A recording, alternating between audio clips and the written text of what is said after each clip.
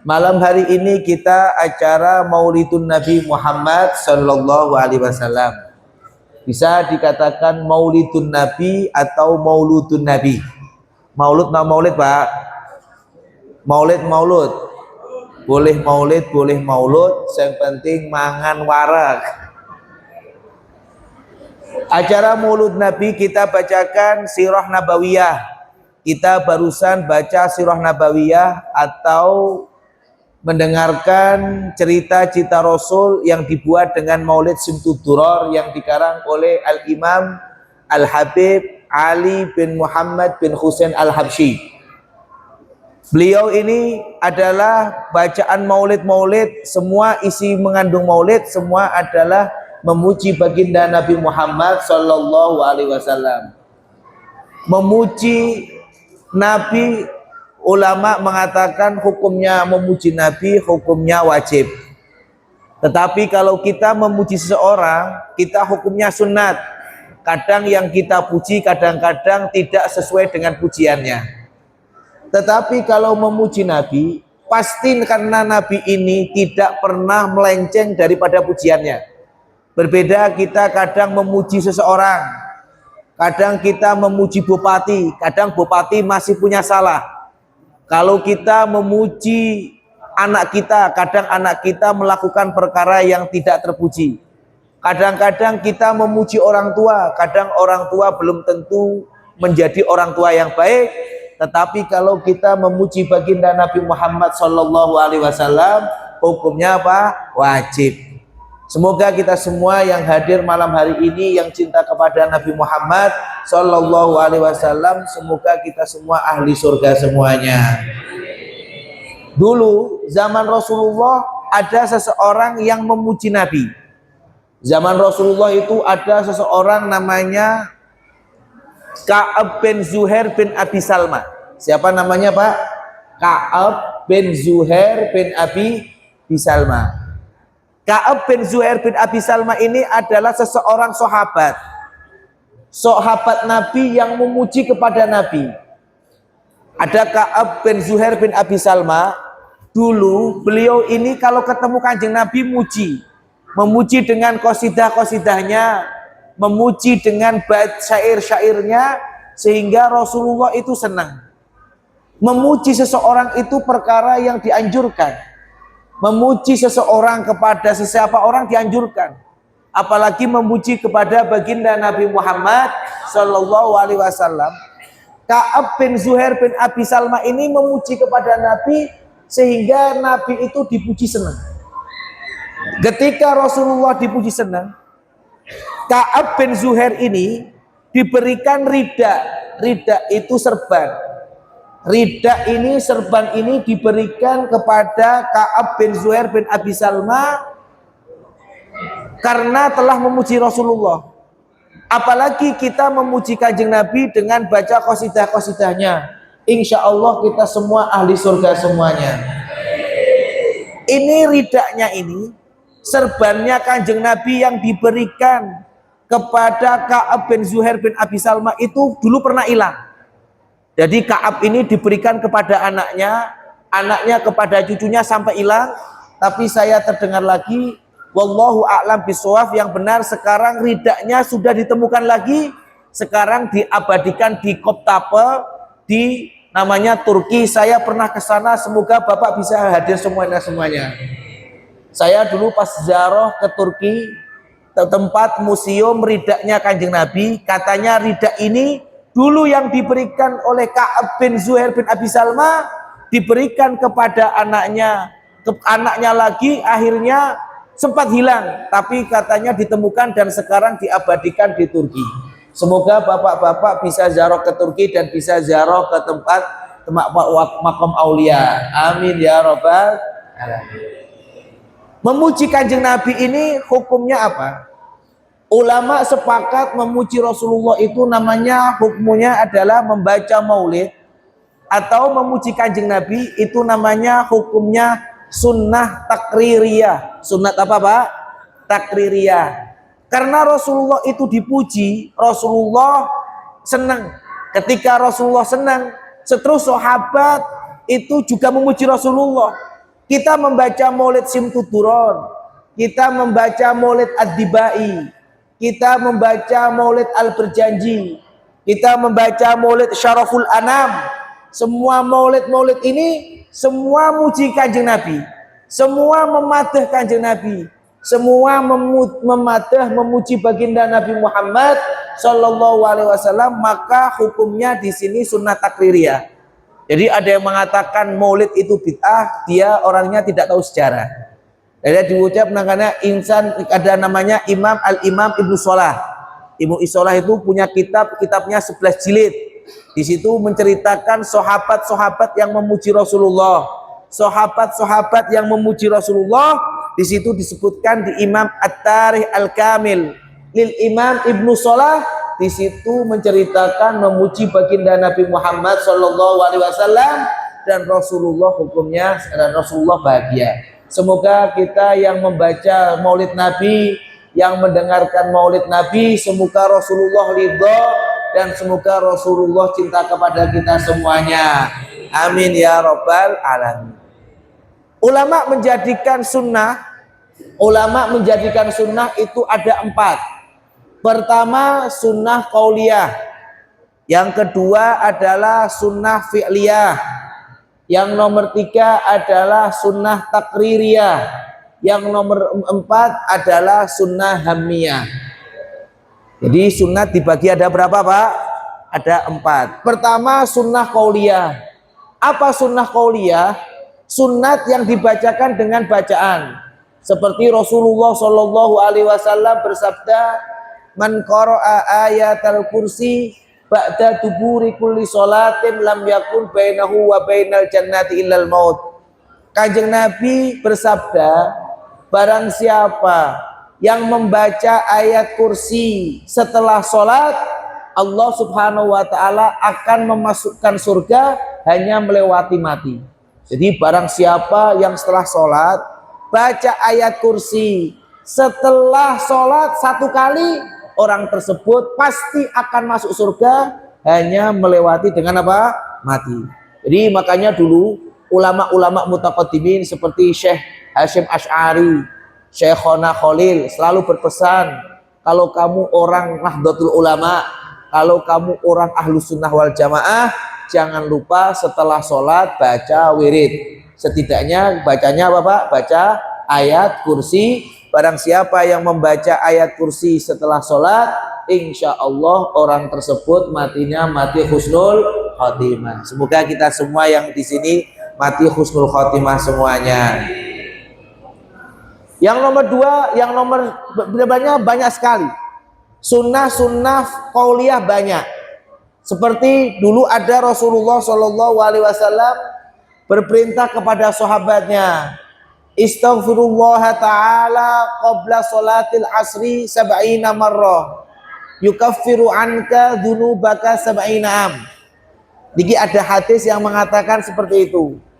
Mengatakan barang siapa yang sebelum sholat asar membaca istighfar 70 kali. Kalau baca istighfar astagfirullah, astagfirullah, astagfirullah. Barang siapa yang membaca istighfar 70 kali, Allah akan menghapus dosanya, dosa-dosa kecil selama 70 tahun. Berapa Pak? 70 tahun. Jadi sebelum sholat asar baca istighfar. Astagfirullah, astagfirullah, astagfirullah. 70 kali, barang siapa yang membaca 70 kali istighfar, insya Allah, Allah akan memaafkan dosanya 70 tahun. Akhirnya ada sahabiyah. Sahabiyah ini seorang perempuan sahabat. Sahabat perempuan ini tanya, ya Rasulullah, seandainya umur saya tidak sampai 70 tahun, Allah Subhanahu wa ta'ala memaafkan dosa 70 tahun. Tetapi kalau orang tersebut belum 70 tahun kok mati, kalau bahasa Jawa kan ada susu Pak, ada kembalian. Ini sahabat tangan, ya Rasulullah, kalau saya mati belum 70 tahun, contoh mati 50 tahun, ada nggak orang yang mati 50 tahun? Ada nggak orang yang mati 40 tahun? Ada? Kalau orang tersebut muadhaf atau melanggengkan membaca istighfar sebelum sholat asar, kok dia belum sampai 70 tahun kok mati ya Rasulullah? Itu kan pasti ada kembalian. Kembalian, maksudnya kan belum, katanya 70 tahun, memaafkan 70 tahun. Ini 50 tahun mati, kan masih 20 tahun untuk menghapus siapa? Masya Allah. Rasulullah menjawab, yukaffiru li ummika. Ini 20 tahun ini akan menghapus dosa ibumu yang 20 tahun. Ini kalau ibu saya nanti baca ya Rasulullah, aku baca, ibuku baca. Lalu sisanya kembaliannya susuke gawe sapa? Akhirnya Kanjeng Nabi mesem, yukaffiru li abika, untuk memaafkan dosa bapakmu. Ya Rasulullah, aku mau ajak bapakku baca, ibuku baca, dan aku baca. Maaf, diampuni dosa 70 tahun. Nanti sisanya buat siapa ya Rasulullah? Rasulullah menjawab, yukaffiru li ikhwanika, untuk memaafkan daripada keluargamu, saudara-saudaramu, orang yang membaca istighfar. Cukup membaca astagfirullah, astagfirullah, astagfirullah sebelum sholat asar. Kalau baca sama santri saya cukup 40 detik, nggak sampai 1 menit. Astagfirullah, astagfirullah, astagfirullah, astagfirullah. Ini cepat banget. Kayak ibu-ibu kalau naik motor itu loh Bu, kayak di gunung naik motor ngebut, ngetrek. Kalau bacanya ngetrek, bahasanya ngebut, istighfarnya ngebut, tidak sampai 1 menit, insya Allah Allah akan memaafkan daripada keluarga ibu semuanya. Bisa dipaham Bu? Bisa dipaham nggih? Pertama baca ayat kursi setelah sholat, dan sebelum sholat asar baca apa Bu? Istighfar berapa kali Bu? 70 kali. Yang nomor 2 yaitu adalah sunnah fi'liyah. Sunnah fi'liyah itu banyak, beberapa sunat. Sunat itu banyak sekali yang harus dilakukan. Paling mudah itu adalah sholat sunat awabin. Jadi gawe Kanjeng Nabi, man sholat awabin banallahu baitan fil jannah. Barang siapa yang melukat sholat awabin itu sholat di antara waktu maghrib dan isya. Namanya sholat apa Bu? Awabin.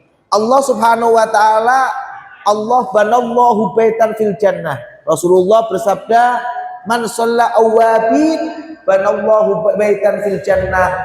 Allah akan membangun rumah di surga. Jadi orang yang rajin sholat awabin itu sholat 2 rakaat. Usolli sunnatal awabin raka'ataini lillahi ta'ala. Dilakukan setelah sholat maghrib.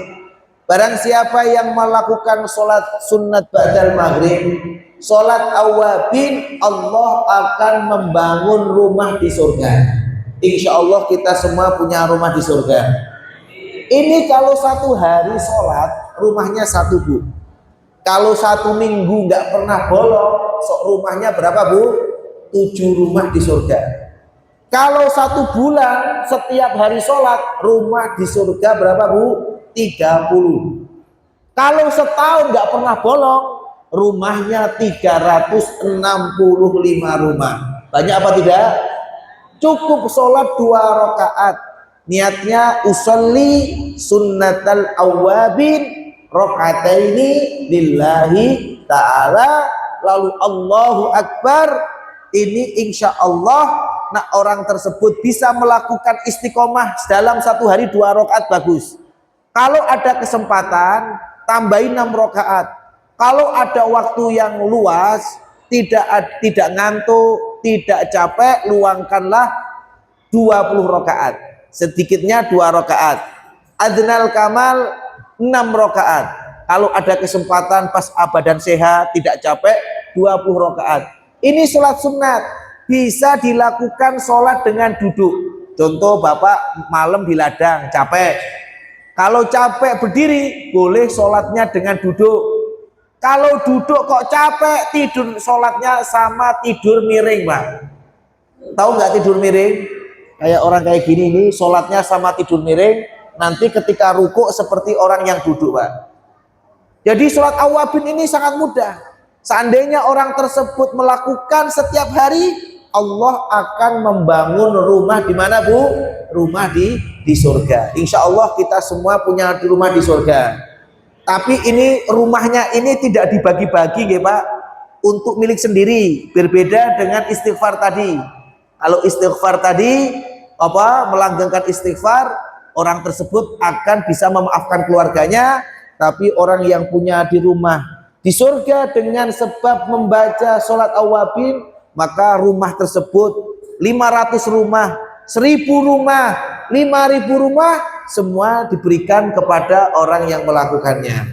Insya Allah kita semua bisa jalan Pak. Jadi jenengan sholat maghrib, lebar sholat maghrib, sholat sunat ba'diyah maghrib. Setelah ba'diyah maghrib terus ngelakoni sholat sunat apa Bu? Awabin. Gampang apa angel? Gampang angel apa angel Bu? Angel. Gampang apa angel? 2 rakaat. Dilakukan Bu nggih. Dilakukan 2 rakaat. 2 rakaat kok masuk kabotan. Abot mboten Pak? Abot. Urip 1 kali loh Pak, di dunia urip 1 kali, kesempatan tidak ada lagi. Kalau kita bermalas-malasan, ya itu urusan Bapak. Tapi semoga kita berdoa, berharap semua yang hadir bisa melakukannya. Terus yang nomor 3 adalah sunnah takririyah yang sudah saya sampaikan tadi di awal, yaitu membaca maulid, mematuh Nabi Muhammad Shallallahu Alaihi Wasallam. Dulu ada namanya Al-Imam Busiri Pak. Al-Imam Busiri itu dulu, Imam Busiri itu pernah sakit. Beliau mengarang kitab namanya Kitab Burdah. Al-Imam Busiri itu banyak karangannya, ada namanya Kitab Burdah. Ada juga namanya Maulid Hamaziyah. Ada namanya Qasidah Muhammadiyah. Ada yang dinamakan dengan Qasidah Mudhariyah. Semua milik Al-Imam Busiri. Al-Imam Busiri itu dulu ketika sakit, beliau itu ngarang kitab namanya Qasidah. Qasidahnya semua ini memadam Nabi, memuji Nabi. Beliau dengan keadaan lumpuh. Pas keadaan lumpuh, beliau ini kebetulan pas beliau ini sakit, beliau ini pas menulis kalimat wa an mengertikannya wa mablaghul ilmi fihi annahu basyarun, yang artinya setahu saya, pemikiran saya yang paling jauh, fa mablaghul ilmi fihi annahu basyarun, yang setahu saya beliau itu hanya manusia saja, dia semaput. Pas masih menulis fa mablaghul ilmi fihi annahu basyarun, beliau itu semaput. Barang semaput beliau didatangi baginda Nabi Muhammad Shallallahu Alaihi Wasallam. Rasulullah mendatanginya pas beliau keadaan sakit. Kamil hadal bait, sempurnakan ini bait, tulisannya wa annahu khairu khalqillahi kullihimi, wa annahu, dan sesungguhnya Rasulullah itu khairu khalqillahi kullihimi, paling bagus-bagusnya makhluk. Ini pas Imam Busiri sakit, beliau didatangi Rasulullah untuk menyempurnakan bait wa annahu khairu khalqillahi kullihimi. Beliau pas lumpuh, ini sakitnya ini Pak, dipegang Rasulullah. Yang lumpuh, pas sakitnya yang lumpuh ini dipegang Rasulullah. Pas Rasulullah megang, lalu diselimutin. Selimut namanya burdah, selimut lorek-lorek atau selimut apa gitu. Selimut. Akhirnya setelah dalam mimpinya beliau didatangi Rasulullah dan diselimuti dengan selimut, beliau terbangun, lumpuhnya, sakitnya hilang. Ini Masya Allah, ketika beliau sadar, kakinya ini yang lumpuh menjadi hilang. Akhirnya beliau mengarang kitab namanya Burdah, karena di dalam mimpinya beliau didatangi baginda Nabi Muhammad Shallallahu Alaihi Wasallam. Akhirnya beliau menyelesaikan daripada qasidahnya, namanya qasidah Burdah, yang diawali Maulaya sholli wasal linda iman abada ala habibika khairul khalqi kullihim. Itu namanya qasidah Burdah yang mengarang namanya Al-Imam Busiri. Nah, ini dengan memuji Rasulullah, semoga kita semua yang sakit apapun, semoga Allah angkat penyakitnya. Dengan sebab kita hadir maulid di malam hari ini, semoga kita semua yang punya hajat semoga Allah kabulkan semuanya. Amin ya robbal alamin. Allah subhanahu wa ta'ala menjadikan semua di dunia ini punya masalah satu sama yang lain, Pak. Bapak ini yang hadir punya masalah tidak, Pak? Yang di belakang saya punya masalah, yang di depan saya ibu-ibu punya masalah, Bu. Coba yang di samping sini semua punya masalah, Pak. Semuanya punya masalah. Ada masalah uang, ada masalah kejiwaan, ada yang punya masalah istrinya cerewet. Ada, Pak? Nanti kalau istrinya cerewet dibungkus saja, Pak, tukarin rokok. Tapi nggak laku wis tuwa. Ini semua Allah subhanahu wa ta'ala menjadikan orang-orang yang di dunia ini semua punya masalah. Coba saya yang ditanya sama Bapak di sini, ada yang nggak punya masalah? Semua orang pasti mempunyai masalah. Semuanya yang hadir ini semua saya juga punya masalah. Bapak punya masalah, Ibu punya masalah. Di sana yang main HP juga punya masalah. Di sana yang ngantuk juga punya masalah. Yang ngantuk tuh punya masalah. Yang lagi main HP juga punya masalah. Yang lagi ngerokok juga punya masalah. Semua orang yang di sini yang hadir itu semua punya masalah. Allah subhanahu wa ta'ala berfirman, walanabluwannakum bisyai'im minal khawfi wal ju'i wa naqsim minal amwali wal anfusi was samarat. Allah subhanahu wa ta'ala menjadikan semua orang di dunia ini mempunyai masalah yang tidak lain hanya untuk biar kembali ingat kepada Allah subhanahu wa ta'ala. Allah subhanahu wa ta'ala walanabluwannakum. Di situ ditakkiti dengan lamul ibtida dan nun taukid. Kalau kita sebagai santri itu namanya ada dua takkid. Pertama ada lamul ibtida wala nabluwannakum. Yang terakhir ada nunnya. Nunnya namanya nun taukid. Ditakkid Allah pasti mencoba kepada hambanya.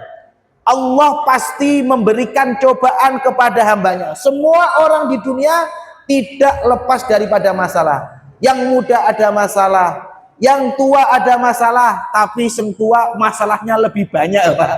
Apalagi bapak-bapak ini yang umurnya udah 50 udah capek dengan masalah. Semua ini yang hadir ada masalah. Saya yakin bapak-bapak yang kelihatannya ketawa-ketawa juga masalahnya banyak, Pak. Di Quran walanabluwannakum, Allah subhanahu wa ta'ala akan memberikan cobaan. Bisyai'im minal khauf, orang akan mempunyai rasa ketakutan. Yang orang jadi tani takut tidak panen. Ada orang yang jadi pejabat tak turun jabatannya. Orang yang menjadi orang tua takut sama mertuanya. Kadang-kadang ada yang mangkel punya masalah sama mertuanya. Ada buatan, Bu? Ibu pernah punya masalah sama mertua?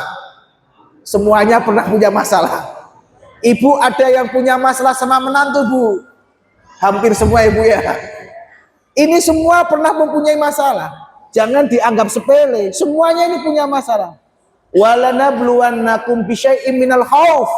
Orang tersebut akan mempunyai masalah rasa ketakutan minal khauf. Minal khaufi bisyai'im minal, orang ketakutan.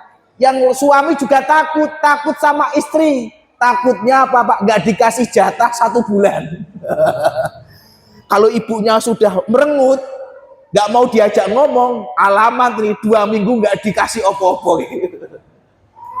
Betul, Pak? Pernah nggak dikasih jatah sama ibu, Pak? Sering katanya. Bu, yang baik, Bu, bapaknya dikasih jatah setiap hari dong. Ini dari Allah subhanahu wa ta'ala, walanabluwannakum bisyai'im minal khaufi wal ju'i wa naqsim minal amwal. Kadang orang itu diberi lapar. Kadang orang-orang gagah nih. Gagah, istrinya udah nurut. Anaknya nurut. Apalagi istrinya cantik nurut, anaknya nurut, tapi masalahnya, Pak, nggak pernah punya uang. Kemana-mana uangnya cuma dompet sama KTP tok. Ini juga menjadi masalah. Coba Bapak badan sehat, rokok enak, makan enak. Tapi kalau nggak punya uang ya pusing, Pak. Itu di Quran mengatakan apa wal ju'i wa naqsin minal amwal. Dia lapar, nggak punya uang. Wa naqsi minal ambal, atau punya uang tapi uangnya berkurang. Jatahnya minggu ini pergi ke Kalimantan atau ke Jakarta, jadinya cukup di sini-sini aja, di kebun aja. 1 tahun nggak pernah pergi kemana-mana, di kebun terus. Bukan itu aja, wal ju'i wa naqsi minal amwal wal anfus. Wal anfus itu awa-awaan. Kadang orang itu uangnya banyak, istrinya solehah, anaknya nurut, nggak ada anak yang nakal. Kadang-kadang ya uang banyak, istrinya nurut tapi punya anaknya nakal, sabu-sabu atau di penjara. Kadang seperti itu. Uang banyak tapi tidak menjamin kebahagiaan. Uang banyak, orang tua sehat, ibu sehat tapi anak di penjara. Tapi juga ada anak sehat, istri sehat, mertua yang baik selalu ngasih uang, punya anak-anaknya yang nurut pada mondok, tapi masalahnya orangnya sakit, nggak bisa makan nasi, Mbak.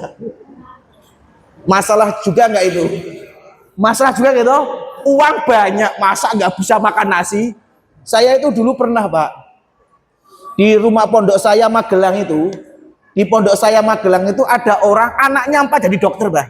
4 jadi dokter, suaminya udah meninggal, pembantunya 4. Dia nggak pernah makan nasi. Dia kalau dikirimin anaknya lele, dikirimin ayam goreng, dikirimin udang yang lobster, yang makan pembantunya, dia makannya cuma telo. Dia tidak merasakan kenikmatan. Kata dia, ya Allah, aku punya penyakit kok, penyakit gula. Gulanya sudah diamputasi. Jadi mau kemana-kemana nggak enak, setiap hari makannya telo, wey. Jadi pembantunya makannya yang enak, bosnya makannya telo toh. Nah, ini menunjukkan semua orang di dunia itu jangan dianggap yang sempurna. Semua orang di dunia pasti punya masalah. Yang punya sifat kemursyuran hanya baginda Nabi Muhammad Shallallahu Alaihi Wasallam, yaitu yang bermakna namanya insanul kamil. Apa Pak? Insan kamil, manusia yang sempurna. Tetapi kalau Bapak yang di sini, tolong yang sekarang yang punya masalah, semoga setelah pulang dari masjid, insya Allah masalahnya beres semuanya. Yang punya masalah jangan dibuat umat, jangan dibuat pusing. Pokoknya kita pasrahkan kepada Allah Subhanahu wa Ta'ala. Di Quran apa? Wassamarat, dan orang itu juga kadang gagal dalam panenannya, tapi ada kuncinya. Wabasyiris sabirin, yaitu ada kuncinya untuk orang-orang yang bermasalah itu hanya sabar saja. Wabasyiris sabirin, dan berbahagialah bagi orang yang sabar. Kenapa orang yang sabar? Alladzina idza asabathum musibah. Orang mereka yang alladzina idza asabathum musibah. Mereka orang-orang yang sabar ini, ketika mereka mendapatkan musibah, mereka mendapatkan masalah, mereka selalu kembali kepada Allah Subhanahu wa Ta'ala. Bukan kayak sekarang kalau punya masalah larinya ke dukun, Mbak. Ngerti dukun apa? Dukunnya wae lo bermasalah.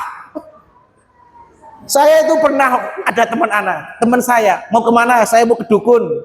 Biar apa? Ke dukun biar rezekinya lancar. Tuh lihat, dukunnya aja nggak kaya-kaya kok dimintain dengan kaya. Kalau mau cari dukunnya yang kaya dulu, baru dia doa untuk. Sekarang pada kere kok lari dukun sendiri. Dia pengen minta doa kepada dukunnya aja loh, doanya belum mustajab. Nah, jadi kalau ada masalah jangan kita lari ke manusia, lari kepada Allah Subhanahu wa Ta'ala. Di Quran mengatakan, gimana? Qalu inna lillah. Kita milikmu ya Allah, kita kembali kepadamu. Inna lillahi wa inna ilaihi rajiun, dan aku akan kembali kepadamu ya Allah. Aku punya masalah, tidak lain yang membuat masalah panjenengan ya Allah. Saya punya masalah keluarga, saya punya anak yang nakal, saya punya keluarga yang nakal, punya suami yang belum ibadah, punya istri yang belum taat ya Allah. Aku pasrahkan kepadamu ya Allah. Kita hanya kembali kepada Allah. Tatkala orang tersebut sudah kembali kepada Allah, Allah akan membereskan daripada urusannya semuanya. Semoga yang hadir pengajian punya masalah hilang semuanya. Semoga dosa-dosa kita diampuni Allah Subhanahu wa Ta'ala. Allah Subhanahu wa Ta'ala memberikan cobaan kepada manusia tidak melebihi atas kemampuannya. Jenengan kalau punya masalah pasti kuat untuk menjalani, Bang. Yang penting siji, yang penting satu kuncinya sabar. Sabar menjadi kunci. Utangnya banyak, jangan gantung, jangan bunuh diri. Utang banyak. Di sini kalau di Jawa itu rame Pak utang Pak, namanya utang Bang Plecit. Tahu Bang Plecit betul Pak? Setiap hari pakai Revo datang, kudu assalamualaikum. Di sini ada nggak utang Bang Plecit? Ada. Motornya pakai Revo apa pakai Revo? Revo ini pisire abang. Di Jawa itu banyak. Orang-orang pada pusing, ada yang mau bunuh diri katanya. Karena setiap hari yang datang bukan malaikat, tapi yang datang Bang Plecit, plecit. Pakai helmnya hitam, jaketnya hitam, pakai motor Revo, kalau enggak pakai Revo apa-apa itu Supra. Di sini juga sama. Motornya juga sama. Subhanallah. Itu dia datang kepada orang bermasalah kan semua itu. Di sini mungkin ada nasabahnya yang hadir ini. Semoga yang punya utang-utangnya beres semuanya. Ini kalau Allah Subhanahu wa taala kok membebani kepada manusia dengan masalah, contohnya utang, contohnya anak nakal, jangan khawatir. Allah berfirman, la yukallifullahu nafsan illa wus'aha. Allah tidak akan memberikan cobaan kepada hambanya kecuali hamba tersebut mampu untuk menjalaninya. Kepenak ora? Wes konsep Allah Subhanahu wa taala memberikan jenengan dilalah duwe anak loro-loroan. Punya mertuane loro-loroan. Kadang punya mertuane sing rewel, sing cerewet. Enten mboten, Pak? Wonge teko. Kadang-kadang punya menantu males pol. Sampai-sampai anak lakinya aja nuruti menantunya daripada ibunya. Ada Bu, ibu punya menantu sing kayak gitu Bu. Masya Allah. Ini masalah ini, cobaan ini jangan diambil hati. Udah kita tawakal kepada Allah, kita pasrahkan dengan Allah, pasti Allah akan memberikan jalan yang keluar. Pasti. Sudah, itu sunnatullah. Sunnatullah itu perkara yang tidak lepas dari manusia, itu nggak bisa. Semua orang punya masalah, ini sunnatullah. Sunnatullah ini tidak bisa dihilangkan kecuali dengan adanya mukjizat dari Allah Subhanahu wa taala. Semua orang akan merasakan yang ini, yang itu, yang Pak Presiden, yang kaya punya masalah, yang miskin punya masalah, yang sedengan punya masalah, yang pejabat semua punya masalah. Tapi jangan khawatir, semua masalah itu pasti selesai asal kita sabar semuanya. Semoga kita semua yang punya masalah Allah angkat masalah kita semuanya. Amin ya robbal alamin. Yang terakhir, Maulid Nabi itu adalah termasuk perkara yang menyebabkan kita untuk cepat dikabulkan hajatnya. Semoga yang hadir malam ini yang punya hajat Allah kabulkan hajatnya. Dulu saya pernah baca di bab kitab namanya kitab Tarsih ala Syarah Fathul Mu'in. Di kitab Tarsih ada orang namanya zaman dulu, ada namanya raja namanya Abdul Malik bin Marwan. Raja Abdul Malik bin Marwan ini dulu punya anak. Anaknya ini lagi main di depan rumah. Akhirnya Raja Abdul Malik ini, anak raja, pasti punya anak kan biasa lah Pak.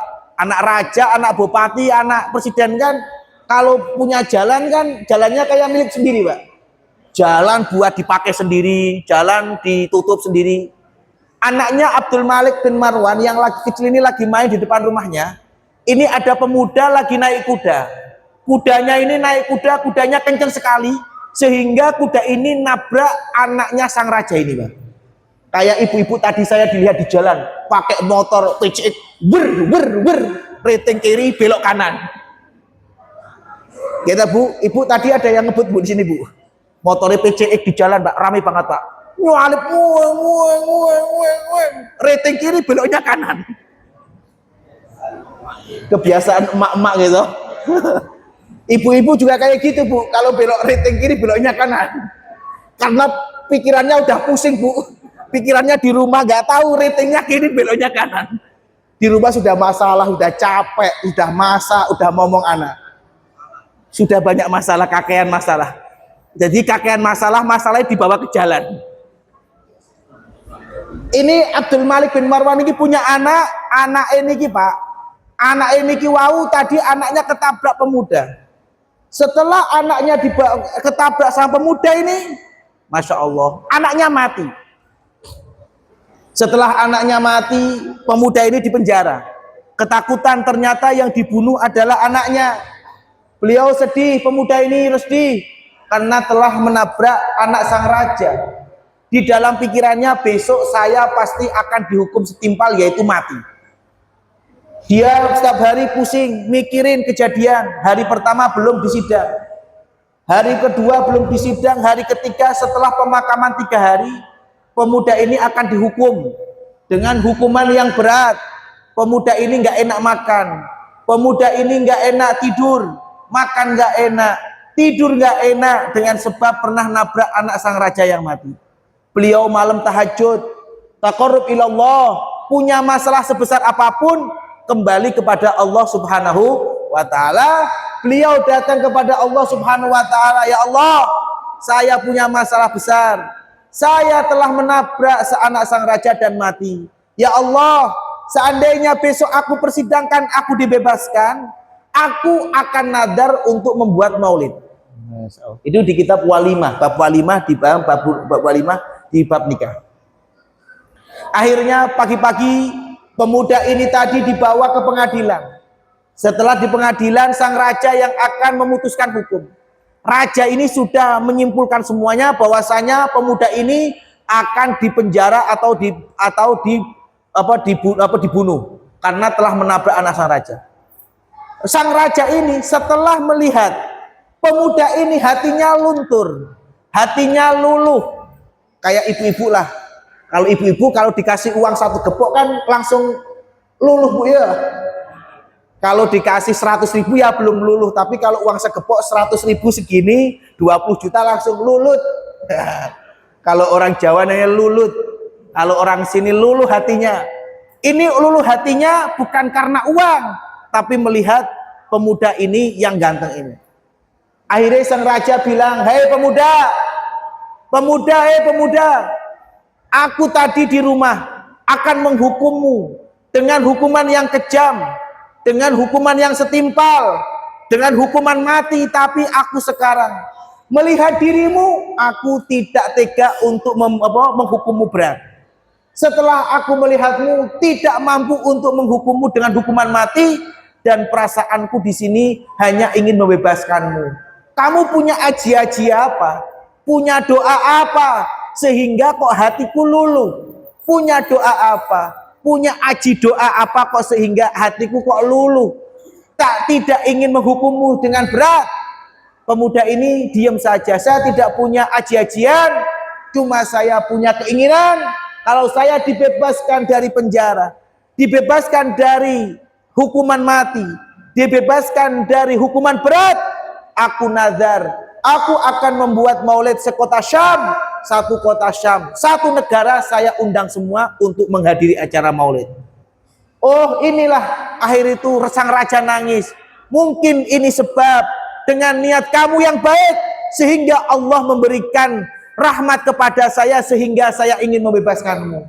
Dengan kamu mempunyai niat yang baik, rahmat Allah, ma'unah minallah, dan belas kasihan dari Allah diberikan kepada sang raja sehingga sang raja tidak ingin menghukum berat. Akhirnya sang raja, ya sudah, kamu saya bebaskan dan saya kasih uang 1.000 dinar. 1.000 dinar itu Pak, uangnya sama saja 1 dinar itu 4 gram seperempat. Jadi dikali berapa? Dikali 1.000. Jadi 4 gram 4 kilo seperempat emas. Oke Bapak. Kira-kira ibu-ibu kalau punya emas 4 kilo seperempat buat apa Bu? Buat apa Bu?